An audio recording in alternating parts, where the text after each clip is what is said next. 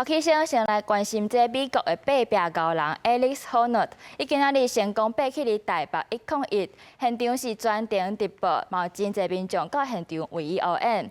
Honnold 用91分钟的时间完成挑战，佮伫咧101顶悬翕相做纪念。伊毋但为家己打造新的纪录，嘛互全世界人看到台湾。 美国早期9点，台北101边海路已经挤满真侪民众等你要看，伊是要看美国攀岩专家霍诺德空手爬台北101外墙，要替伊加油。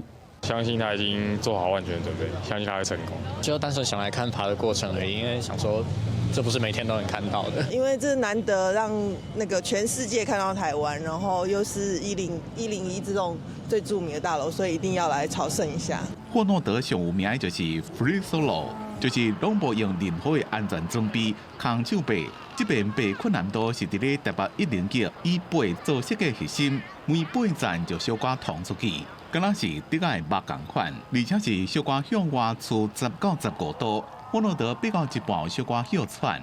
It's like it really feels like we've been here on a climbing expedition, climbing the mountains. Because with the weather swirling and the rain and the wind and everything, it basically feels like I just climbed a giant tower in the greater ranges. It makes the whole experience of coming to Taipei and climbing feel like a grand adventure. 霍诺德愈爬愈悬，下骹的民众大家替伊紧张。伫爬的时阵，霍诺德看到台北101大楼内面有人甲伊握手，伊也热情的回应。 主办单位除了全程直播霍诺德爬过程，也个出动无人机、直升机，把每一个过程拢翕起来。You know, I was a little more nervous getting off the ground, and then as I climbed, I relaxed more and more. I was like, oh, this is so fun. I mean, this is why I do it. It was incredible.